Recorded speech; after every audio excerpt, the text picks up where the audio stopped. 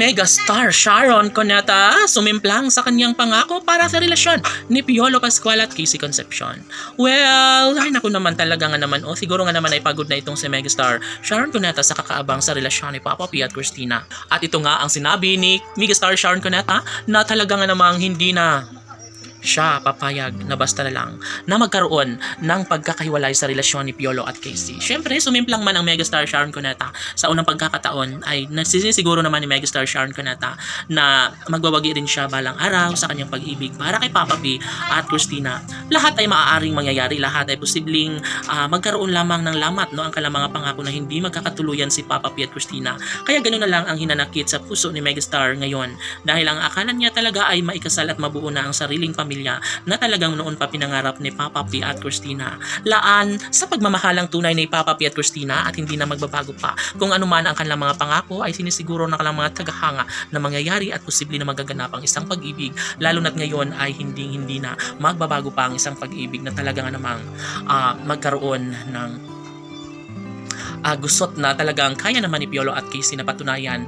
at baguhin, no? Ang isang pag-ibig ay isa lamang sa pinaka-the best na pagmamahala ni Piolo at Casey. Sabi nga ni Megastar Sharon Cuneta na dapat lamang na ipagpapatuloy ni Papa P at Christina kung anuman ang kanilang mga nasimulan sa kanilang relasyon. Bahagyang inamin ni Megastar Sharon Cuneta na nawawala na siya ng gana sa pagsusuporta sa relasyon ni Papa P at Christina. Ngunit mas nangingibabaw pa rin naman ang awa at pagmamahal na maituloy talaga ang relasyon ni Piolo Pascual at Casey Concepcion. Tanong ng mga netizens, paano nga ba kung mawalan na ng gana si Megastar Sharon Cuneta na suportahan ang relasyon ni Papa P at Christina? Magkakatuluyan pa kaya si Casey Concepcion at Piolo Pascual? Maaari nga kaya na magbunga ang lahat ng mga pangarap ni Megastar Sharon Cuneta para sa relasyon ni Papa P at Christina? Paano nila ito sisiguraduhin? Paano magkaroon ng kasagutan?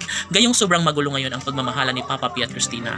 Saludo ang lahat sa pagmamahalang tunay ni Christina at Papa P, ngunit ito lamang talaga ang bumabagabag sa puso't isipan ni Megastar Sharon Cuneta na kung bakit hanggang ngayon ay hindi pa rin nila pinapatutuhanan, hindi pa rin nila pinapatunayan sa taong bayan. Siyempre, lahat ay magiging positibo, lahat ay posible na mangyayari, lalo na ngayon na talaga nga namang nagiinit at mas lalong pinag-uusapan ang relasyon ni Papa P at Christina. Si Megastar Sharon Cuneta ay nagpapatunay at sinabi na niya ito noon na sadyang hindi siya papayag at wala nang iba siyang mahihiling pa kung nais lamang talaga ni Megastar Sharon Cuneta na mangyayari ang kanyang pinakapangarap sa pagkakatuluyan ni Christina at Papa P. Bakit hindi na lang ipamukha ni Papa P at Christina na sila talaga mismo ang nakatadhana para sa isa't isa? Sabi nga ni Megastar Sharon Cuneta, kung magiging mahinahon lang sana si Christina at Papa P at planado ang kanilang future na magkatuluyan ay posible nga rin namang mangyayari ang lahat. Naniniwala si Megastar Sharon Cuneta na kayang patunayan sa taong bayan ni Papa P at Christina sila magkakatuluyan. Kasi Video Fanatics, laban!